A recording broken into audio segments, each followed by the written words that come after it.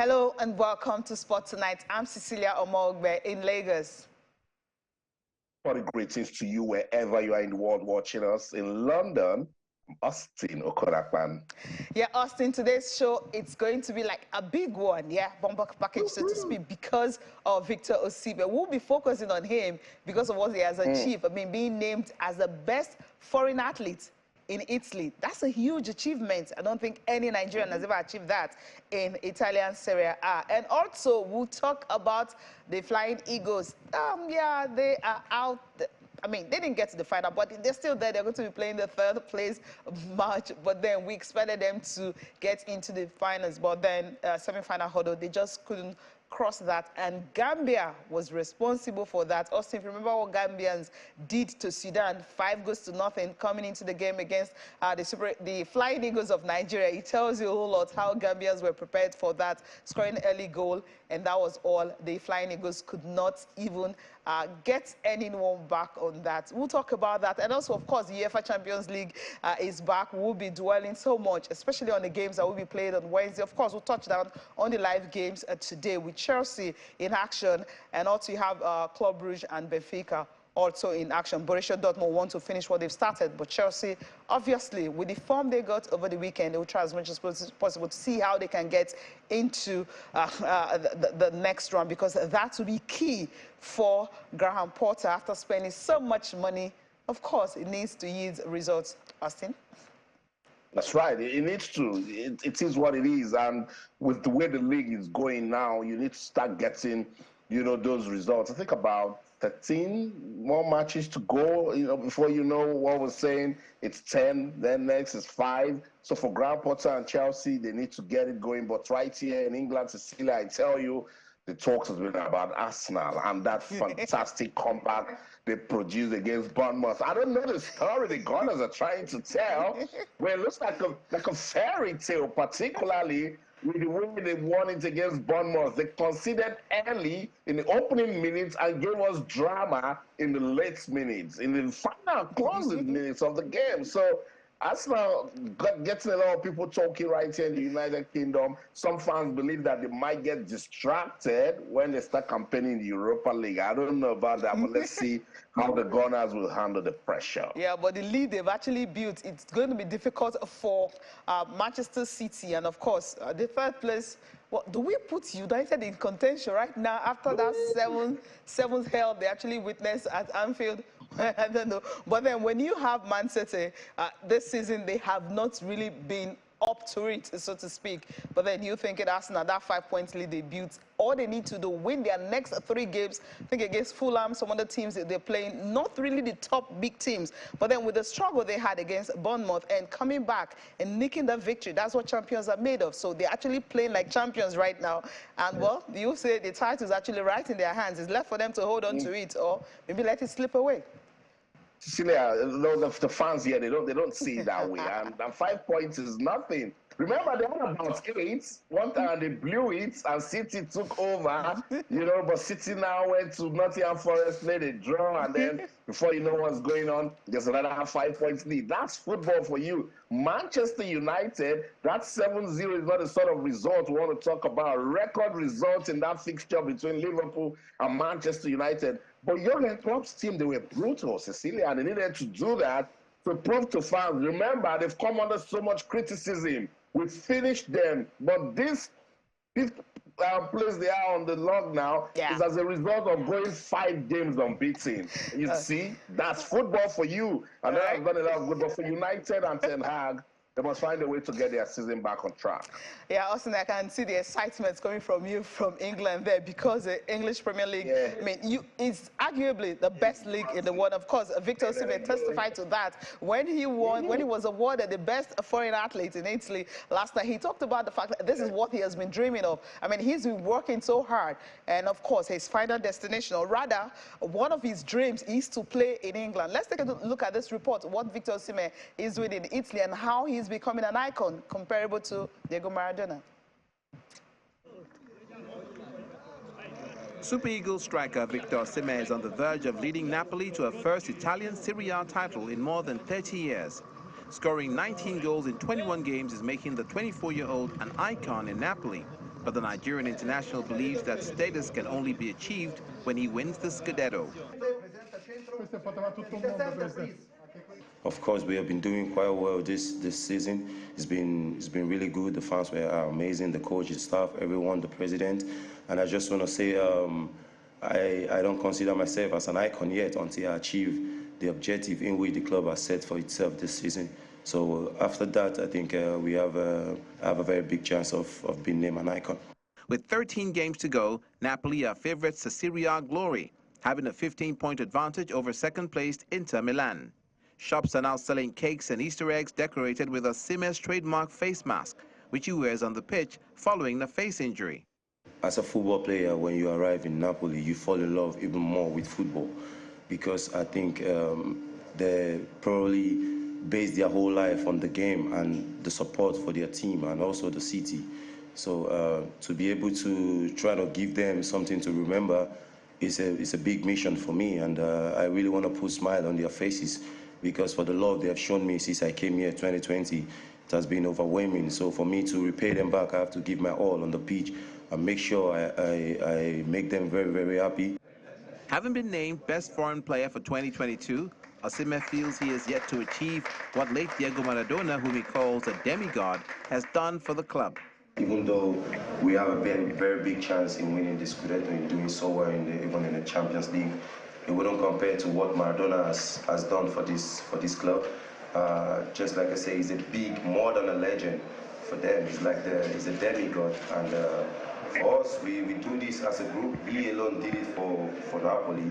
I think we cannot compare, even though we win the Scudetto, we cannot compare what he has done for the club, and with what we are doing now is we draw inspiration from what he has done, and we are trying to make him even proud in heaven. Deliver this award to one of the best players. In Rome, where he was given a prize by the Foreign Press Association, he hinted at a future move to England's Premier League. I think playing in one of the top 5 leagues in the world is amazing feeling for me and a good fit. But of course, a lot of people worldwide consider the Premier League as the best and the strongest league. But of course, I'm on the process. I'm in the phase. So now I'm in one of the best league in the world, which is the Italian Serie A. Of course, I'm working so hard to make sure that I achieve my dream in playing, of course, in the Premier League someday. Maradona remains Naples' biggest hero after winning their only 2 league titles in 1987 and 1990. Osimhen, who is in his 3rd season at Napoli after previous stints in the Bundesliga with Wolfsburg and in League One with Lille, is Serie A's top scorer this season.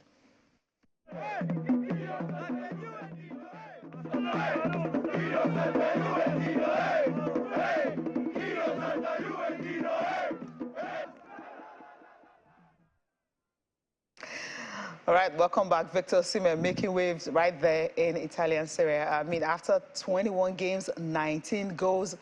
When you look at the rankings in Italian Serie A right now, when it comes to goals scored and everything, Victor Osimhen is ranked #1. And of course, we'll not just be doing all the talking alone. Yes, Austin's in London. I'm right here in Lagos. Oma Akatugba will be joining us from London. He's a UEFA accredited journalist. He will be joining us from Germany on the show. Oma, good evening. It's good to have you. Hi, good evening, Cecilia. It's a great pleasure to be on Channel Sports tonight, especially because we'll be talking about Victor Osimhen. It gives me joy and absolute pride to always talk about Victor, because I have seen what he's doing in Napoli. I have experienced the love that he enjoys in Napoli, and I feel very proud anytime that I go to the city of Naples, and I always enjoy the benefits of being Nigerian just because of what Victor is doing in Napoli. If you go to Napoli right now, the name Victor Osimhen opens doors. You get free pizza, you get free taxis, you get everything for free just because you are Nigerian. That is how powerful the name Victor Osimhen is in Napoli, and it gives me absolute joy. Yeah, thank you for joining us on today's program. Now, you followed Osimhen right from time. I mean, when he played for the under-20 team, yes, they couldn't, go to the World Cup and everything. But Victor Osimhen, the way he has grown, I mean, people have been trying to compare him to so many greats. I mean, Diego Maradona, yes, he's been magnanimous, telling you, look, I'm not there yet. I just want to win Scudetto, then we'll take it from there. And of course, with the story coming from England, where Manchester United seems to be interested in him, we're hearing feelers about Arsenal also interested in in Victor Osimhen. Now, how will you rate this striker? I mean, what he has done for Napoli this season? It's incredible. Not just incredible, it's actually special because he has not just scored goals. He has scored very important goals that is leading Napoli towards the Scudetto. They won it the last time in 1986, and of course, Maradona did that. And since then, they've never tasted the Scudetto. And for a city like Napoli, one city that is basically ostracized in Italy, the Napolitanos call themselves Napolitans. They don't regard themselves as Italians. Okay. Football gives them pride. And winning this title will mean so much to them. And Victor has played an integral part in the quest to win the Scudetto after over 30 years. That is how important and significant Victor Osimhen is and what he has done for this club. And you know that he set record. The first Nigerian to score double digits in Italy. He will be the first Nigerian to win the Capo Cannonieri Award, which is the top scorers award in Italian language. It's absolutely incredible, and we cannot overemphasize how important Victor has been to this club and what he has done for Napoli Football Club. It's incredible. All right, let's take a look at his statistics. I mean, what he has done. When you look at 2022, 2023 season, I mean, talking about the season, what he has done, the games he has played, 21 games he has played this season. Goals scored 19. Of course, he's ranked #1 in Italian Serie A. The goals scored from headers are 5, also ranked #1 in Italian Serie A. Expected goals 14.76. Also ranked #1, shot on target 35, also #1, and of course touches inside the opposition box is 156. Now, when you look at Victor Osimhen and then you look at what he has achieved for Italian Serie A and the comparison with Harry Kane in England, how much do you think is actually worth right now? I mean, if he wants to make a move to England, because he says it's his dream to actually play in England, which is, of course, arguably the best league in the world. £1 million is what I think Victor would worth right now. And if you look at what he's done compared to the other players who have been bought for humongous amount of money, you would agree with me that Victor should be going for something in that region, 120, 130, why not even 150 million euros? Because he's been absolutely incredible for Napoli. Scoring in over 10 consecutive games. And of course, look at the statistics that you just reeled out. It's beautiful. And for a player like that, what happens next is that he goes for a very huge amount of money. Even joining Napoli, he broke a record. He became the most expensive African footballer, 70 million euros. And what he has done is showing that he's not a fluke. We've seen players who were bought for humongous amount of money who failed to live up to the transfer mark, their transfer fee. But Victor has actually surpassed it. He went for 70 million and is valuing right now much more than that, actually double. And that is the top level of, I mean, that's the quality of player that Victor is. He didn't cave in to pressure, because many players, when they sign them for that amount of money, what happens is that they give in to the pressure and they are not able to live up to its billing, to expectation. But Victor has actually surpassed expectations. And that is exactly one of the things he said to me, during one of our last conversations, where he said some person set a target for him. They thought that it was not going to go beyond Wolfsburg. But now he's very happy that he surpassed expectations, because he's playing for one of the best clubs in Italy and, of course, one of the best leagues in the world, and is the highest goal scorer in Italy. That is not something that you can just wish away. So Victor right now will be worth nothing below 120, 130 million euros. Wow. Interesting. That's a lot. Yeah, also, of course, that's in the London church. I mean, I couldn't wait to jump into the music. Oma, when Victor Osimhen said what he said in that report, showing love and respect to the English Premier League, he actually sent football clubs to work, agents, scouts, everyone out doing their job right here in the United Kingdom. I hear Arsenal fans saying, it would be great for Victor Osimhen to come to Arsenal. Manchester United said, I think they can, do one or two things with him. up to the last transfer window, Chelsea had their eyes on Victor Osimhen. You're close to the player. I mean, I'm also close to some players. I know the kind of conversations we have. When you speak with Victor, where does he have preference? Does he like Arsenal? Does he prefer Liverpool? That's a very good question. But to be honest, to be brutally honest, Victor doesn't ever speak about these things to me.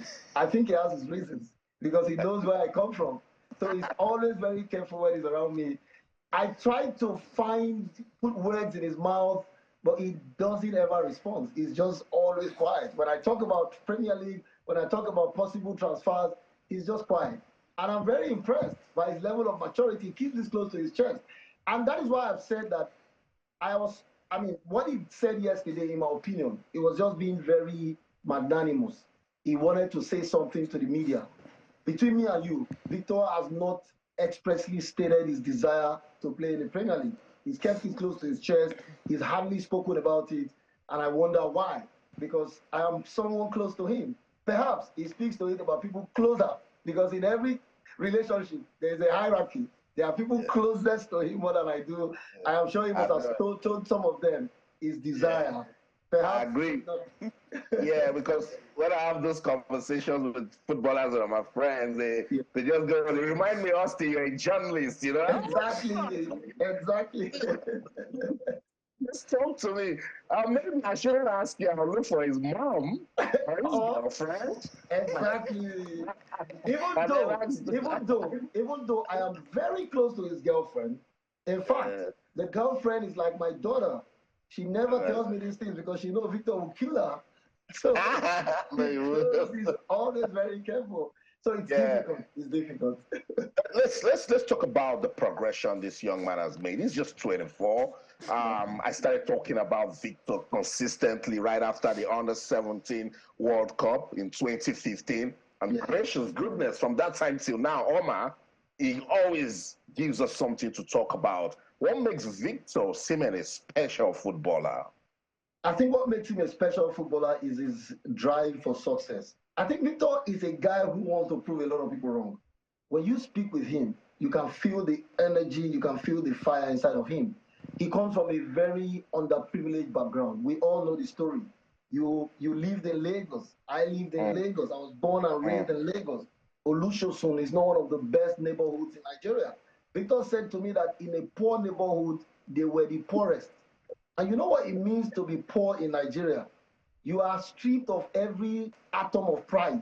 You are stripped of every atom of sense of belonging. And that makes you want to prove a lot of people wrong because people usually write off people who are not rich in Nigeria. They usually make you feel that you have no chance at success. All of these are the things that have been pushing this young man, and they keep pushing him. You see the way he plays football on the pitch. He plays with so much hunger, energy, and anger. That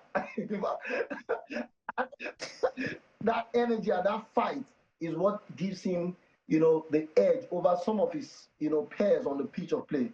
He wants to prove a lot of people wrong, and he's happy he's doing that, and he's said that to me over and over again, and I'm very happy for him as well.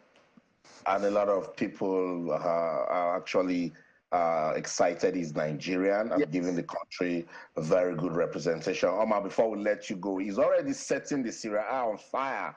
How would you want Victor Osimhen to end this season? Of course, I want him to end as the top scorer, the Capo Cannonieri in Italy. He's already almost done with that. 18 goals, 6 goals ahead of the man on the second position. That is Lautaro Martinez of Inter Milan. And Victor looks like he will score more goals, of course, no doubt. I want him to also end up with his Scudetto, which looks almost done and dusted. Napoli are 18 points ahead of the second. And I also hope, I wish, he can also end up with the UEFA Champions League title. A big ask, but nothing impossible in football. Totally agree. I'm tempted to keep you. Cecilia, I'm tempted to keep Oma. So let Oma just stay. Let's go on this quick break. When we come back, 1 or 2 questions from Cecilia, and then we'll wrap up with what's going on in the UEFA Champions League. So Oma Akatugba, stay right here with us. It's Sports Tonight on Channels Television. Let's go on this quick break. When we come back, don't forget we're monitoring what's going on in the UEFA Champions League. Don't go anywhere. Stay.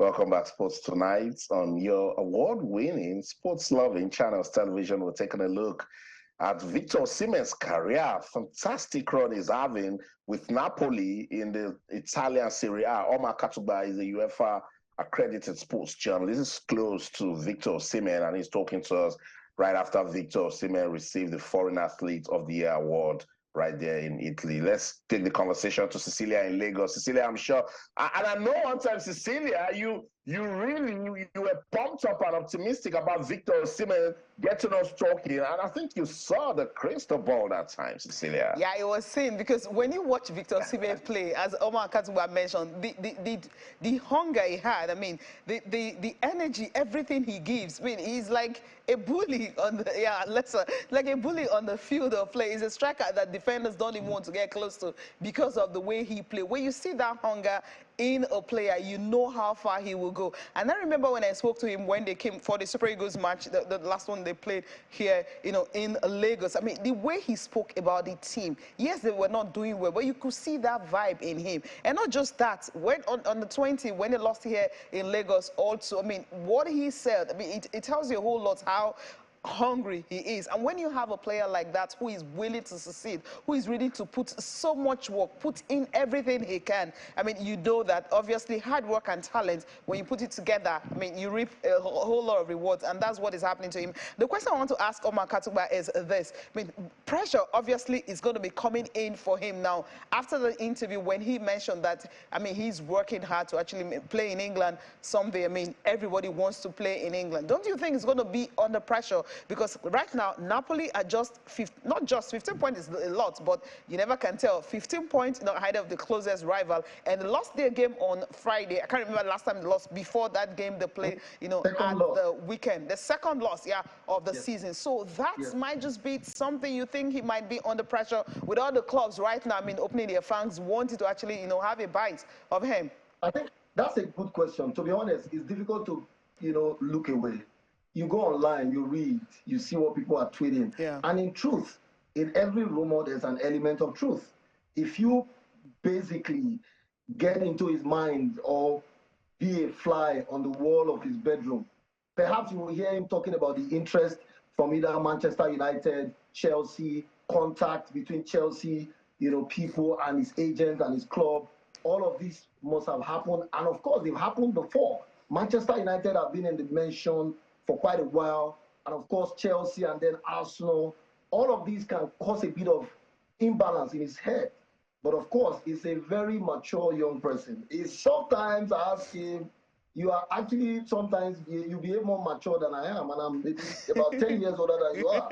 Where do you get this kind of maturity from? And of course he says to me that when you suffer a lot, nobody teaches you, but poverty and hardship teaches you a lot of maturity, and that's what Victor has exhibited over the years that I've related with him. And I think with that, he'll be able to manage all of the pressure, all of the noise coming from the media, from social media, and from fans of these clubs all over England. His focus is on the Scudetto, because that is too critical for the Napoli Football Club, their history, and everything that the city of Naples stands for. Because if he does that, he would etch his name in gold in the history of Napoli Football Club. And let me just quickly chip this in. I'm happy that he's made it clear that you can't compare what they are doing now to what Maradona did. If you've never been to Napoli, you will not understand. I've been to Napoli a couple of times, and I always tell people on social media, I love Victor, but don't ever compare him to Maradona. That will be doing too much. Maradona is a small god in Naples.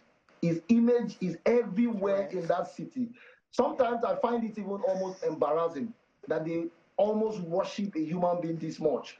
That is how important Diego Armando Maradona is to the city of Naples. They don't joke with him. So let's leave Victor and not compare him with Maradona. Let's let him enjoy what he's doing, and let's call Victor what he is. He's doing his best for Napoli, and let's leave it at that. No need to bring in Maradona. Let's not compare. That will be doing too much. Maradona is untouchable as far as the history of Napoli is concerned. I think I love that. But can we compare him with Harry Kane? I mean, there's a comparison actually going on. So tell me. Of course, I will go with Victor. Victor is younger. Victor has a lot more to offer. Victor is the future, actually. Harry Kane is not in the best of of times is above 30. So I don't think that there's even any basis for comparison between a player of 24 and a player above 30. Any football club that is futuristic, that wants to achieve anything in the long term, of course we go for Victor Osimhen. Harry Kane has been there for a while. I mean, no club has actually put in the pressure to get him. But if you make Victor available today, the transfer market will be completely shattered, and Victor will be taken by a club in England in less than 2 days if he's made available by Napoli Football Club. That's the level Victor is right now. All right, Oma, I want to thank you so much for taking our time to talk to us this evening about Victor. No, I thank you for allowing me to talk about Victor. On one of the best channels in Nigeria, actually the best. So it's a privilege. Thank you. Thank you so much. All right, let's quickly touch down on the Flying Eagles of Nigeria, the under-20 team. They haven't, they've been, limping all through, but they got to the semi-finals, of course, and that was it. They couldn't get into the finals. This is a tournament they've won 7 times, the Africa Cup of Nations under-20. But then against Uganda, it just wasn't to be for the Flying Eagles of Nigeria. Andrew Randa will be joining us later on the program. When he's ready, he will join us. Of course, we'll talk about the Flying Eagles of Nigeria. But this game against Gambia, they lost by a lone goal, and that was the goal that was scored so early. We're thinking they will be able to equalize, but somehow they just couldn't. They even missed a penalty. Austin, when you were watching the game on Monday evening, what did you see? This team, this happens to be their best game they played in the tournament so far, but this best game, I mean, there was no result from it at all.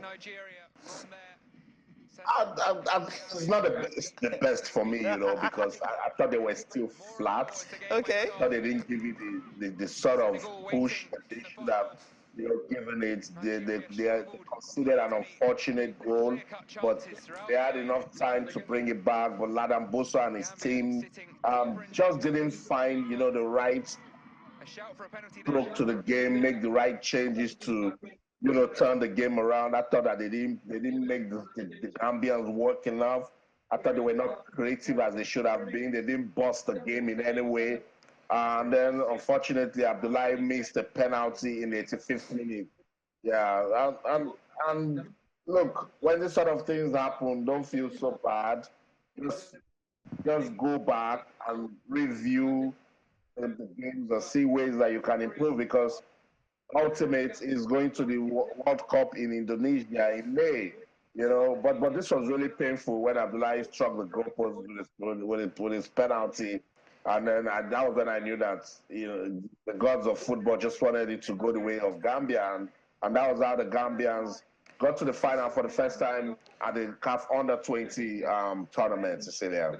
Yeah, I mean, it's the first for them. They worked so hard for it. If you had watched their game against Sudan, what they put in so much, 5 goes to nothing. They could have scored 7, but these guys put in the works, and of course, it reflected in the game against Nigeria. Let's just, have a reflection of what went down in the semi-finals. Gambia and Nigeria ended 1-0 in favor, of course, of the team that is into the finals. And Senegal, I mean, they've been having a fantastic run, 5-0 against Tunisia, and of course, Gambia and Senegal will be playing that game in the final, while Nigeria and Tunisia will be playing the third place match. And this is what it's looking like on Saturday, March 11th. Senegal and Gambia will be in action for the final, and of course a third place match is between Nigeria and Tunisia. That game is on March 11th. That's on a Saturday. So these 4 teams are going to the World Cup. They've qualified for the World Cup. The fact that they made to the semi-finals got them the ticket to the World Cup, and right now Nigeria will just see if they can get a bronze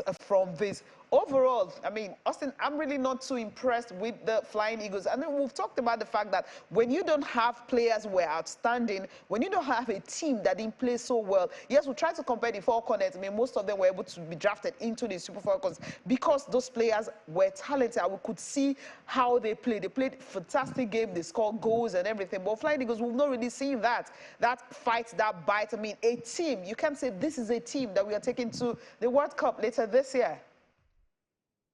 Cecilia, let me disagree again. I think I saw some sparks of brilliance here and there. Goalkeeper Chigozie isn't bad. Solomon Agbalaka is decent. Abdullah isn't bad. I think I saw one or two good midfielders. It's just on the technical crew. Coach Ladan Boso should be open to criticism. You know, they didn't use this talent as expected. Maybe they didn't have enough time, you know, and it was just banking on the momentum that they had from the WAFU competition. But when they got here and lost the first game to Senegal, as a coach, you must improvise. You must reshuffle. You must find a way to get the team back. And they did that in the second game against Egypt, but we didn't really see what we wanted. And against Mozambique, yeah, I saw one or two qualities, but Cecilia, there's just something raw you want to see. See, Senegal today spanked their opponent 5-0. You know, Gambia, before the game against Nigeria, spanked their opponent 5-0.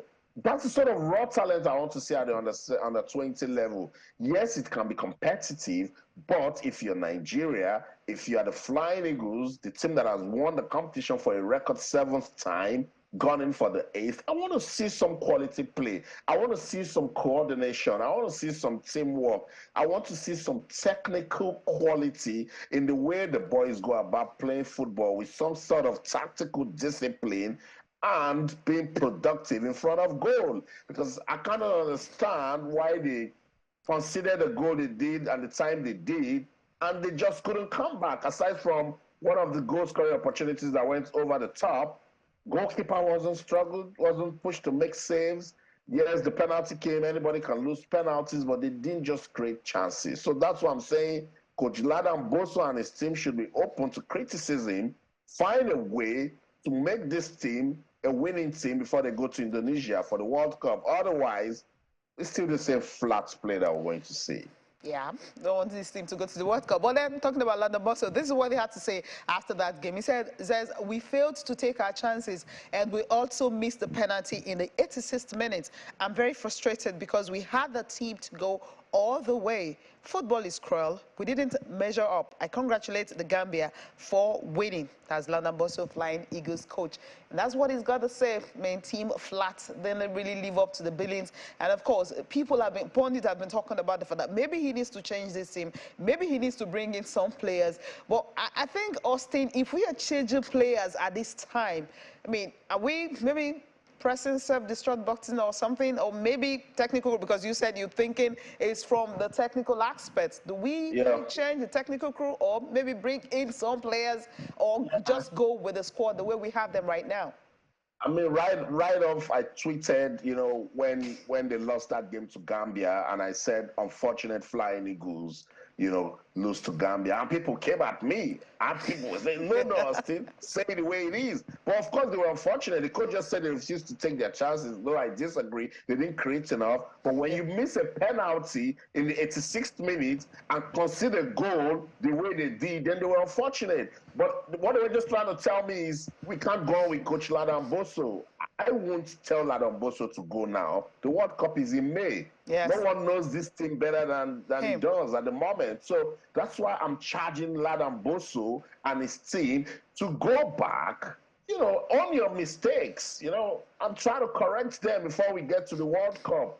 If you need to introduce one or two players, bring it, but there must be people who must come in and make a difference. But what we saw in Egypt, this Flying Eagles team, they were flat. They were not creative. They were not productive. You know, see Gambia and the way they are playing, you can tell that there's this raw talent. You can see it. Even with the way they contained the Nigerian team, you can tell that these are young footballers who want to make a difference. And you can tell, Cecilia, also that it's a testament of what happened with the senior men's national team in Gambia. Yeah. Success rubs up. We say it all the time. And that's why when we charge the NFF, we know what we're talking about. If it's not good with the Super Focus, it's going to affect the Falconets. It's going to affect the Flamingos. Same thing with the Super Eagles. Because we know that if the NFF don't see winning the Super Eagles, they're not going to give attention to the other ones. You know that's what it is. So the NFF must find a way now to put a proper program for our age grade team, so that when they file out to play, we can see that this is a team that has gone through all the sort of preparation to make them a good team. All right, wishing them all the best on Saturday when they take on Tunisia, see if they can finish third. Let's quickly touch down on the UEFA Champions League, Austin. Games currently going on. We start off with that one. Before we look at the games for Wednesday, the games for today, Chelsea, of course, are up against Borussia Dortmund. They lost the first leg. And they also have the other game, Club Brugge and Benfica. If we can have one, if we don't have that, so we can move over to the next one. Okay, Austin, the main, just live scores are coming from these two teams. Live scores coming on in the game between Benfica and Club Brugge. 36 minutes gone. It's still goalless, but Benfica pushing to see how they can just kill that one off because they won the first leg convincingly away from home. Chelsea lost the first leg to a Fufu-inspired Nigerian player. Let's see what Chelsea can do in this second leg. 25th minute already played, and it's still Chelsea 0. Borussia Dortmund 0. Yeah, both games goalless being played tonight. Just confirmation of the results, round of 16, second leg, Benfica, Club Brugge goalless, Chelsea and Borussia Dortmund goalless. And for tomorrow, of course, you have PSG in action against Bayern Munich. And for Bayern, they've been talking about they just don't want to, they're not going to watch Kylian Mbappe because Mbappe, 30 goals in all competition this season. I mean, that's remarkable. He is back. In the first leg, he came on as a substitute. He had a minor injury, but he's fully fit and back. With the celebration he had on Sunday, it tells you he's ready to go. Tottenham and, of course, AC Milan will also be in action. The thing is, PSG lost to Bayern the first leg. Tottenham also lost to AC Milan in the first leg. These two teams are ready to go. If we have time quickly, let's listen to what Conte is about to say concerning the game tomorrow. He is back already after being out for a while when he had, surgery. We want to go to the next round, and we'll try to do it. For this reason, I hope tomorrow to feel a great atmosphere, an amazing atmosphere in our stadium. And many times our fans give us the right boost to overcome the difficult situation. And tomorrow we are playing against a team that last season won the league in Italy. And we are talking about a really good team. In the first leg we lost 1-0, and we have the possibility tomorrow to beat Milan and then to go to the next round. From far, I tried to stay very close to my staff, to the players, with the video, and to try to be linked. But you know very well, to be present is totally different. It's totally different, and for this reason, I have to tell thanks to the whole staff, because I think they did a really good job. Also the players, to stay for 3 weeks without the coach wasn't easy. Now I'm well, and I recover energy. I have to still recover weight, but for the rest I'm okay. My feeling is good. I have a lot of energy. I'll try to transfer my energy to my players, because it's an important game for us. They know very well this. I know it's a very important game for them. Of course, they need to get a victory to get into the quarterfinals. Austin, we got to go. We got to go. Best wishes to Tottenham and AC Milan, of course, PSG when they take on Bayern Munich. But Cecilia, there's a goal in Portugal, and you know who? It's Benfica 1, Club Brugge 0. Silva with the goal. He said, Austin, we're not going to leave this one the way it is. So it's 1-0 and 3-0 on aggregate to Benfica. That's the show in London. I'm Austin Okonakwan. In everything you do, remember, keep talking sports. Bye for now. And in Lagos, I'm Cecilia Omogbe. Have a good night rest.